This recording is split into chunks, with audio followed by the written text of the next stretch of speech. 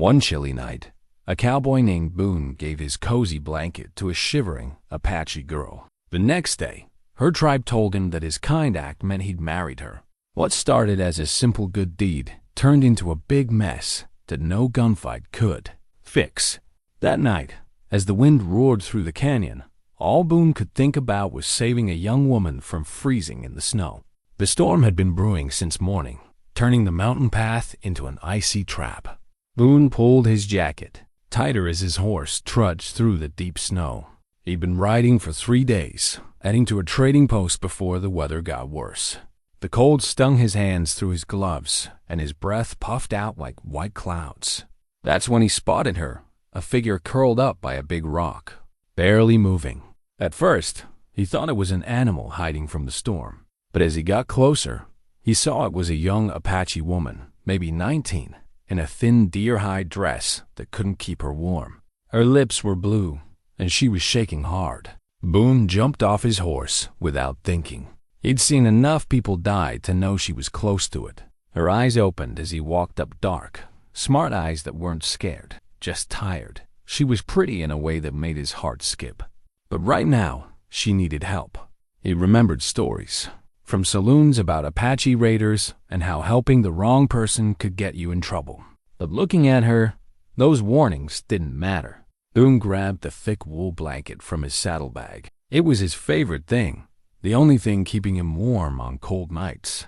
His grandma had made it before she passed away. The blue and gray design was old and faded, but it was still super warm. Without saying anything, he wrapped it around the woman's shoulders. She looked shocked, like she never expected a white man to be kind. Her cold fingers grabbed the blanket tightly. "You'll be okay," he said gently, not sure if she knew English. Her breathing slowed as she warmed up, and her cheeks got some color back. She looked at him with those deep eyes, and for a second, they shared a moment neither really got. Boone helped her stand and led her to a spot shielded by rocks. He made a small fire and shared his food. She pointed to herself and said, "Ayana." She ate slowly, watching him like she was trying to remember every detail of his face. As the storm roared around them, they sat quietly. Boone kept sneaking looks at her, wondering how she ended up alone in a blizzard. Where was her family? But he didn't ask. When morning came, Ayana folded the blanket neatly and tried to give it back.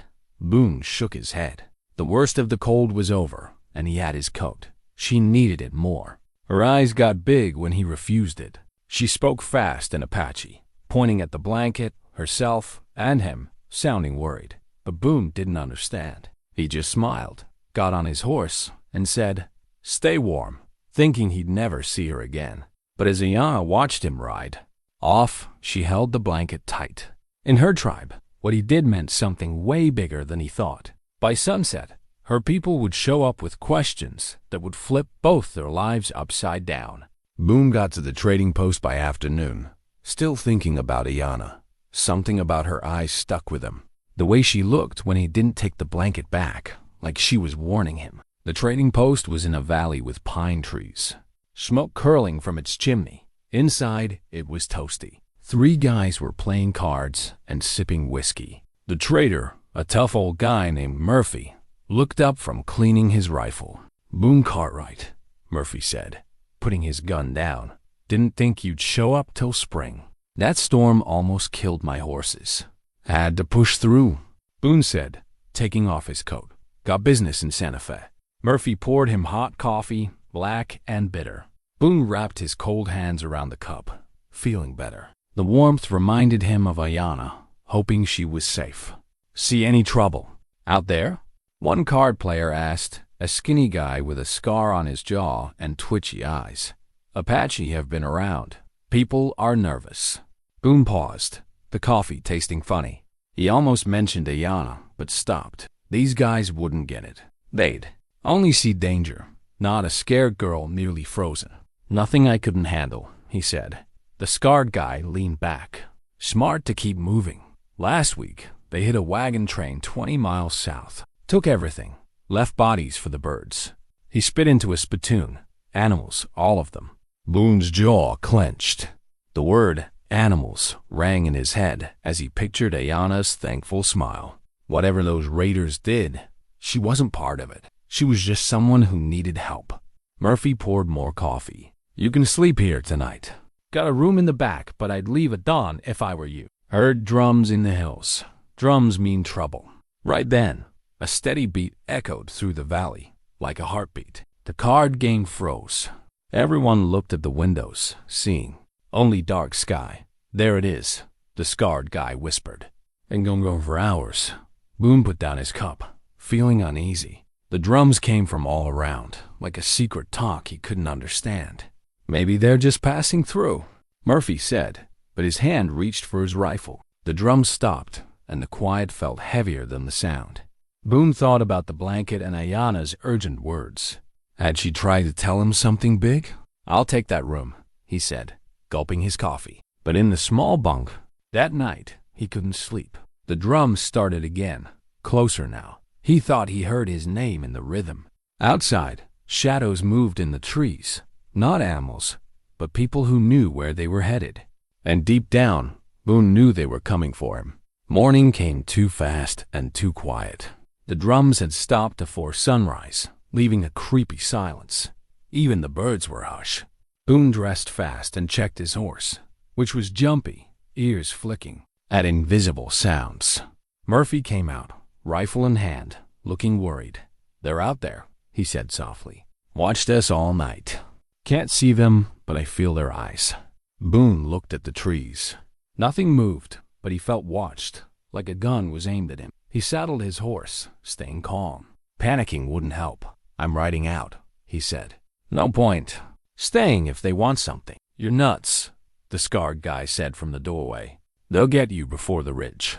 But Boone was already on his horse.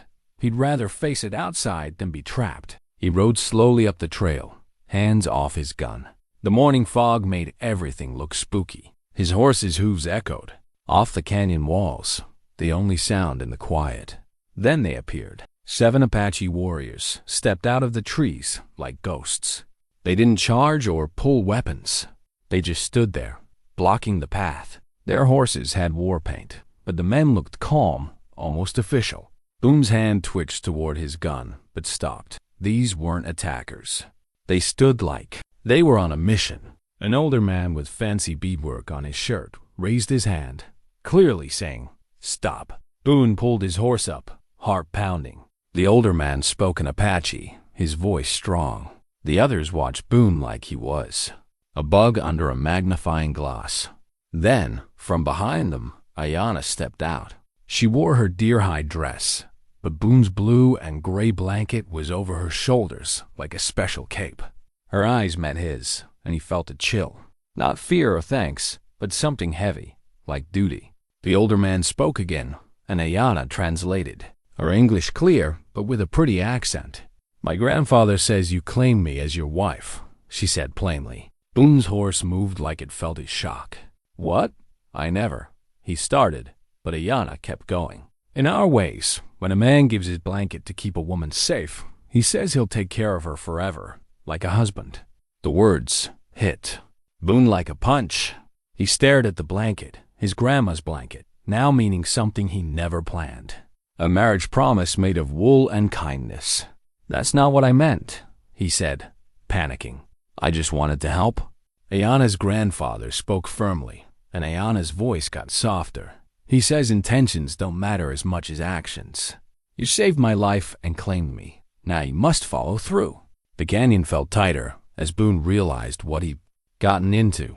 A simple, kind act tied him to a woman he barely knew in a culture he didn't get, with results he couldn't guess. His mouth went dry. 7 pairs of eyes watched, waiting for his answer, which could decide if he'd live to see tomorrow. The air felt thin, each breath hard. "I don't know your ways," Boone said carefully, his voice bouncing off the canyon. "Where I'm from, a blanket just means you don't want someone to freeze." Ayana's grandfather, who she called Nalish, listened to her translate and asked something. His face stayed blank, but his eyes were sharp, like he could see into people's hearts. "He asks if you'd have given the blanket to an Apache man," Ayana whispered. The question hit hard. Boone thought about it. Would he have stopped for a warrior? Would he have shared his warmth with someone who might be an enemy? The truth felt heavy. Probably not, he admitted. Nalish nodded, like he expected that. He spoke again, his words smooth and sure. He says you saw me as a woman first, Apache second. That shows honor, but honor comes with responsibility. A younger warrior moved on his horse, hand on his weapon. Boone saw it and felt sweat on his back despite the cold. These guys weren't just talking. They enforced their rules, no matter what. What if I say no? Boone asked, guessing the answer. Ayanna paused before translating. The talk got loud and fast, with other warriors joining in. Boone watched their faces, trying to guess their feelings. When they stopped, Ayanna looked pale. If you refuse, you disrespect me and my family. My grandfather would have to restore our honor with blood. The threat hung like smoke. Boone looked at each warrior, seeing they meant it. This wasn't a game. Then he looked at Ayanna. She stood tall, but he saw her fear not just for him, but for her family if things turned bad. She was stuck between two worlds that didn't get each other. If you were Boone, what would you do? Marry to save your life, but trap a young woman? Or say no and start a fight that could ruin everyone? Tell me in the comments. I want to know your choice, because what Boone did next would decide not just his life, but everyone in that canyon. There's got to be another way, Boone said finally. Some test I can do instead. Nalnish's eyebrows went up, his first sign of surprise. He spoke to Ayanna, who looked shocked. He says you talk like a warrior, not a coward. That's new. She paused. He'll think about it, but you must come to our village to understand what you're choosing. The young warrior with the weapon spoke angrily, clearly not happy. Nalnish gave him a sharp look and shut him up. My cousin thinks you should decide now, Ayanna said. He thinks you'll run if you get time. Boone met the warrior's angry stare, seeing he wanted to fight. One wrong step, and this canyon would be a war zone. I give you my word, Boone said to Nalnish. I won't run. As Ayanna translated, Boone knew he'd just promised something risky. He agreed to go to an Apache village, surrounded by people who might hate him, to face tests he couldn't imagine. But as they rode deeper into the mountains, one thought stuck with him. He wasn't just saving himself anymore. Somehow he was also saving Ayanna. The Apache village appeared like magic, tucked in a valley between tall red cliffs. It was bigger than Boone expected, with lots of homes along a clear stream, smoke from cooking fires, and kids laughing. But when they rode in, the laughter stopped. People peeked from doorways and trees, men, women, kids, all staring at the white man with their warriors. Some looked curious, others mad. Boone felt like a fox in a henhouse, but he wasn't sure. Who was the hunter? Nalnish led them to the village center, where a big fire pit was circled by logs.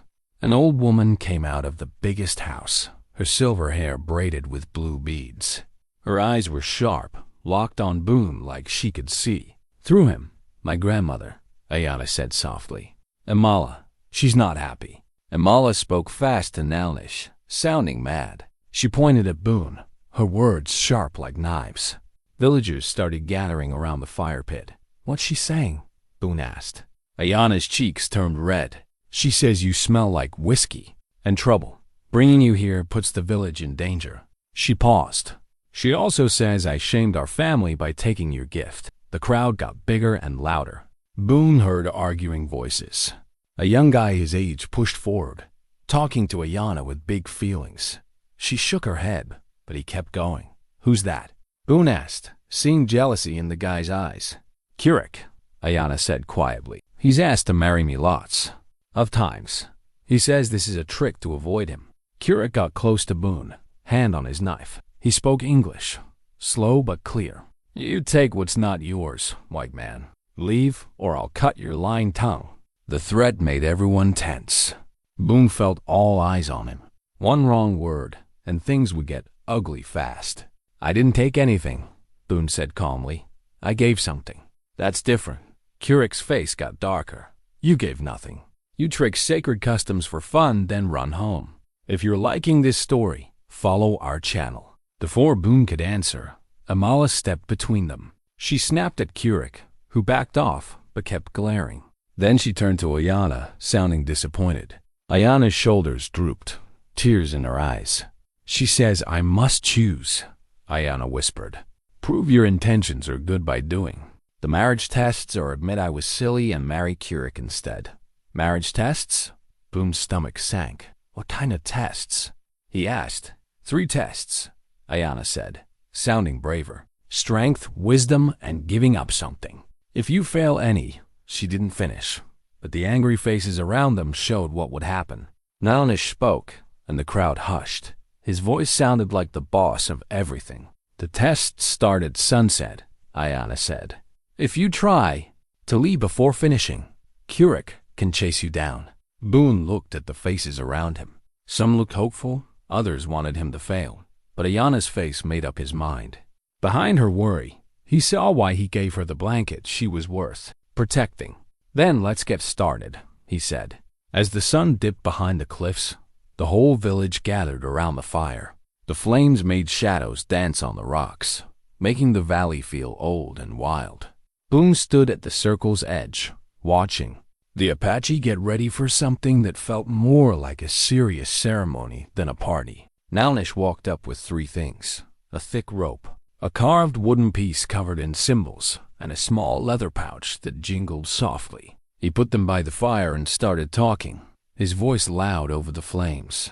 "The first test checks your strength," Ayana said, standing next to Boone.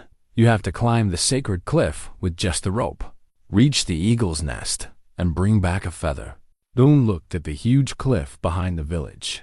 Even in the dim light, it looked super steep with hardly any rocks to grab. The eagle's nest was a dark spot way up high, crazy dangerous. "People have died trying," Ayana said quietly. "Even our warriors mess it up sometimes." Keurig stepped up, shouting so everyone heard, pointing at the cliff like Boone couldn't make it. "He says you'll drop like a rock," she said, "that your soft hands only hold whiskey bottles." The jab hurt because it wasn't totally off. Boone was strong, but climbing ropes wasn't his usual thing. Still, he'd been in worse. At least he hoped so. He took off his coat and hat, feeling the cold air bite. The rope was rough, worn smooth in spots from other climbers. He checked if it was strong, feeling everyone watching. The first 20 feet were easier than he thought. His arms burned, but ranch work had made him tough. The rope scraped his hands bloody, but he kept going, boots scraping the cliff. Halfway up, a rock broke under his foot, and he swung free. The crowd below gasped, and someone, maybe Ayana, yelled. His shoulders screamed as he hung there, spinning, looking down. Keurig was grinning, ready for him to fail. But Ayana's fierce look pushed him to keep climbing. He found new spots to step and kept going. The eagle's nest was close now, a pile of sticks and bones on a tiny ledge. As he reached for it, a huge eagle flew out, claws out, wings smacking his head. He ducked, almost slipping as it screeched. Its claws scratched his shoulder, ripping his shirt and skin. But there, stuck in the nest, was a perfect feather. Boone grabbed it and started down, muscles shaking. Every step down hurt, but he didn't let go. When he hit the ground, his legs gave out, and he fell to his knees. The village buzzed with surprise. Even Keurig looked shocked that Boone made it. Boone held up the feather, its brown shine catching the firelight. Nalnish took it, checked it, and nodded. He said a few words, and Ayana said, "He says the eagle fought you, but you kept going. You passed the first test." Before Boone could breathe easy, Nalnish picked up the carved wood. It had symbols that seemed to move in the firelight. "The second test checks your smarts," Ayana said, sounding nervous again. "You have to figure out the ancestor stone's riddle before the fire burns out." Boone looked at the symbols, then the fire. It was big now, but wood burned fast up here. He had maybe an hour. "What if I can't?" he asked. Ayana paused. "Then you fail," he said. She didn't say more, but Keurig's eager face said failing meant big trouble. As Boone stared at the stone, its symbols like a secret code, he wondered, how do you solve a puzzle when you don't know the language? Boone held the carved stone, his hands still bloody, staring at symbols that felt like they were teasing him. The fire crackled lower, each spark counting down to failure. Villagers whispered, some shaking their heads like he'd already lost. The symbols were weird. Some looked like animals, a bear, an eagle, maybe a snake. Others were like mountains, rivers, the sun, or moon. But how they fit together was a total mystery. "Can you give me a hint?" he asked Ayana, desperate. She shook her head, looking truly sad. "I can't help." "It'd shame us both," Kirik shouted from across the fire, sounding happy.